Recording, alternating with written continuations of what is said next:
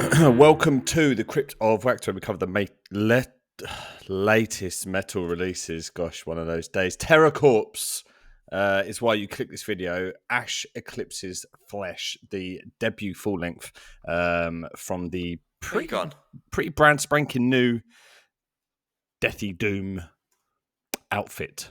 Mike, sorry, yeah, you went for a minute. You sort of froze, so yeah, it was a bit weird. But wait, sorry, Terror Corps. Yeah, I've never heard of them.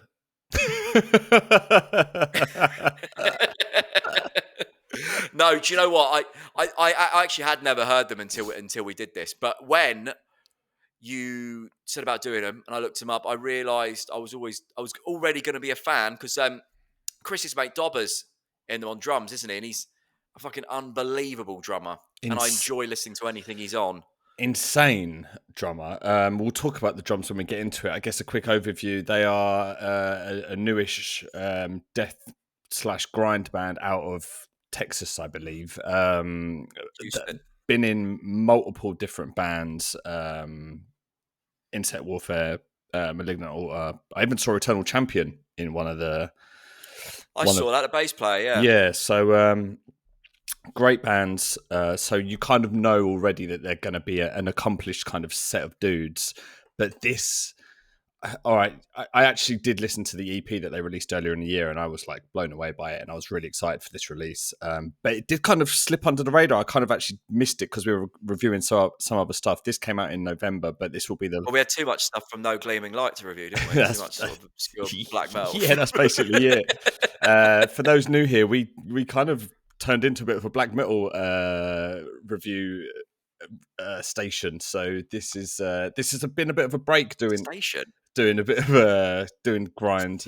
Yes, Mike, a station. Yeah, doing a death/grind, but it's been a breath of fresh air. I must say, like this, I've loved my time that I spent with this. It's definitely for me in the kind of upper echelons of that death grind combination of the two. They can hit atmosphere and brutality mixed with like groove and speed like not many others can. No, the way they jump between kind of the paces and the changes and stuff, that keeps things really interesting the whole time. And I mean, one thing that really stands out on this album, and when you look on their Metallum page at the members, is the whole kind of lead guitar thing. It's very atmospheric, and it's almost quite prevalent throughout all of their songs, near enough. Well, you know, each song's definitely got large parts of it where this is here, not so much as like this kind of... It feels like it's meant to be more of a texture as opposed to this like sort of, you know, ripping lead line that comes in for its own particular part. Do you know what I mean? Yeah, it's true. They rely heavily on atmosphere, and there aren't actually many ripping solos, are there? I guess that is what you're kind of getting at. It is more as like a texture, but it works so well, and I think it works in tandem with the production because the production is very sonically quite clear. Like you can make out everything, like especially the drums. Like, and I think they have to be that way because the drummer is insane.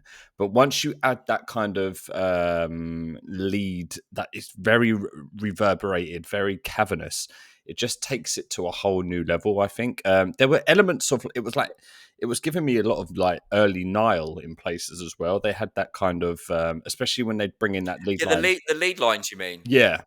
Especially when they bring it in over like a kind of more chuggier, like the kind of triplet-y chuggy yeah, I know patterns. What you mean. It really reminded me of Nile, and like I was really all for that. But yeah, let's sort of jump on into it. So like track 1, Pyre of Ash and Bone, it sort of starts with this like the groove is undeniable. That's great, man. Yeah. And then when the bass comes in as well for like part of it, it sounds fantastic. And then you have the like we just spoke about. You have this lead that's like, this is less so of the atmospheric, but this is just the sort of wails, like, you know, when they just like that death metal wail that is just over everything. But there's a really great riff I want to speak about in this song.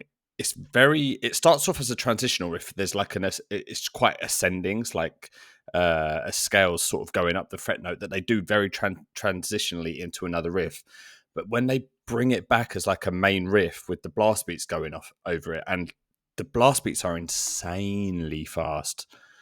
What part's that on? Is that I remember there's a really good bit on that with blast beats about sort of minute 20. Is that the Yeah, same bit you're talking about? yeah, it's around then. Yeah, yeah. Insane. And I think like what I think is carries this band is the drummer. Like the fact that he'll be able to switch up a groove but then inject this like blistering pace. It makes it stand out. It gives it like an extra edge. The fills he does, the placements of them as well are amazing. I mean, for a Insane. while, I feel like he's the best drummer in that kind of extreme metal scene that I could think of. He's the name that comes to mind when I think of like best drummers in this kind of underground scene of metal, if you know what I mean. Yeah, I think I'd probably have to agree. He's his technicality in some of the fills, but then it's the beat choice, but it's also like the speed as well. It's unrivaled, isn't Yeah, it? he's got that sort of session drummer vibe Do to you some of the think? things he does as well. Yeah, not. I don't mean. What I mean is, I kind of associate kind of grooves and stuff like sort of session drummers that people bring on a like pop song, whatever. But you can hear he's got that capability of doing those sort of like grooves as well as this like the extreme stuff that he does. Yeah. Apparently, he played guitar on this as well. Really? Yeah, I think him. I read somewhere that they were a 5-piece when they did the EP, but when they recorded this, they stripped down to a 3-piece, and Oh, he did drums and guitar as well with another guitarist. interesting. Interesting. I wonder what they'll be going forward then, if they'll stay as a 3 and then maybe bring in on a. Well, it says a 4-piece on Metallum because there's a guy in it that looks like he just does the lead lines. Just comes in for those wails and then. Just does those, yeah. Then... He's like Van Halen on that Michael Jackson song. That's crazy. Be interesting to know. Be interesting to see them live, man. How they do it. But yeah, Are they a live band? Do they? Because they strike me as a bit of a side projecty type thing. But are they? Are they kind of like a touring band? I have no idea. I'd like to think so. But yeah, I guess going back to the record, it doesn't ever let up, really, does it? It's like goes into track 2, it's blistering speed at the start.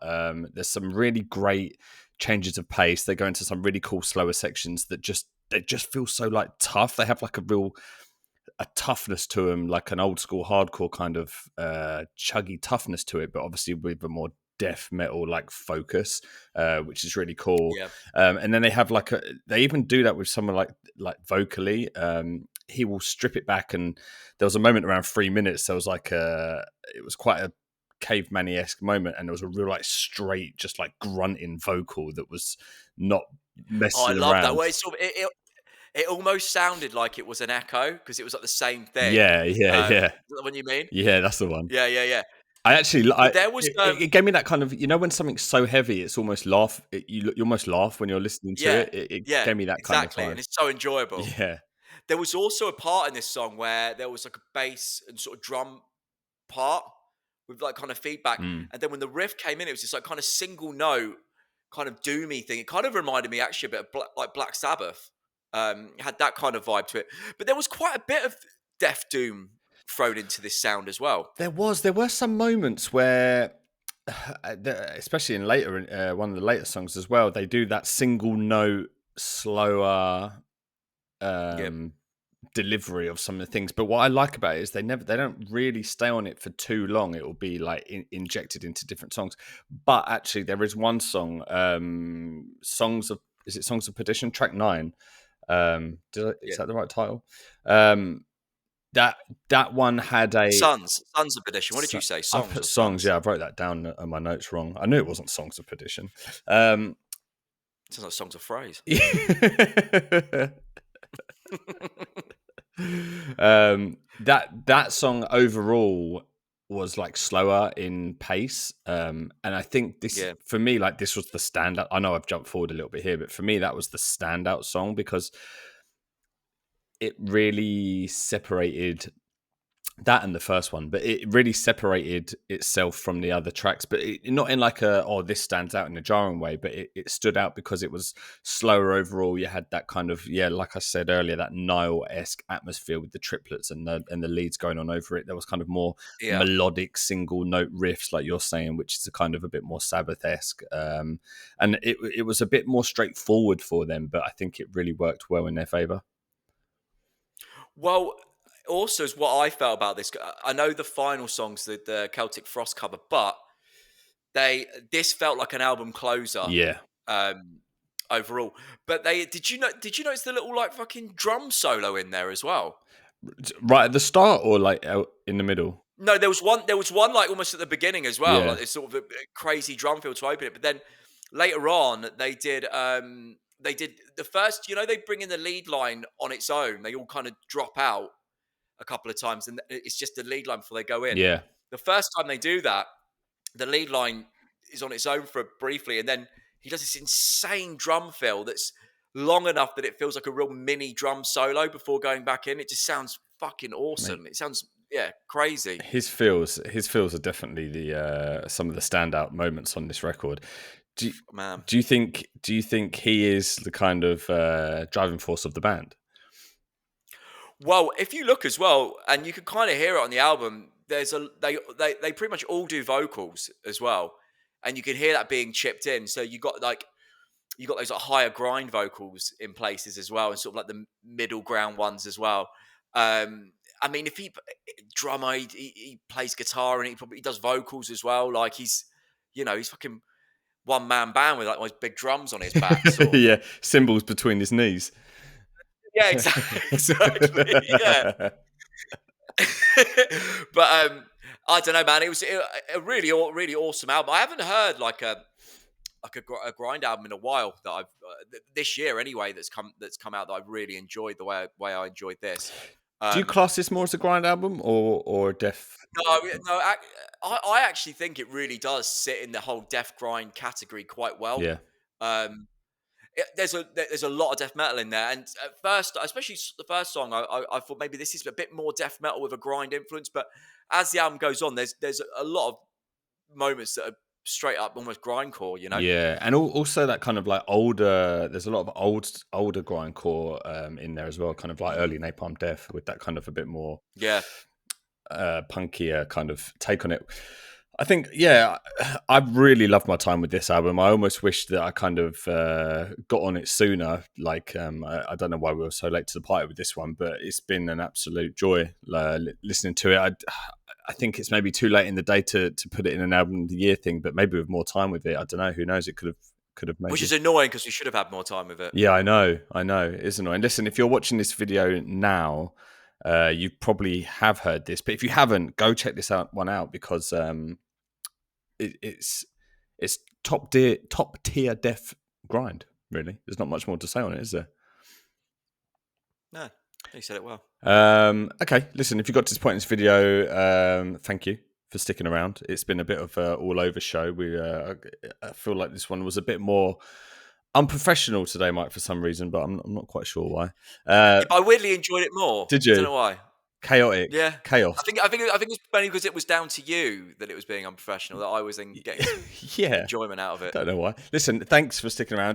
Give a like on the video if you got to this point. Or subscribe. We put out videos every Wednesday and Friday covering the latest / within the month metal releases. But yes, we will catch. But John, before we go, this is going to be our last album of the year we're doing, right? Yeah, true. Actually, yeah, good save. Listen. Next week there will be on Friday there'll be an album of the year show coming. So make sure you watch that one because it should be a good one. But yeah, this will be our last one of the year. So thanks for if you're a regular viewer, thanks for staying around and watching it. And if you are new here, welcome, and we will catch you for the album of the year show on Friday.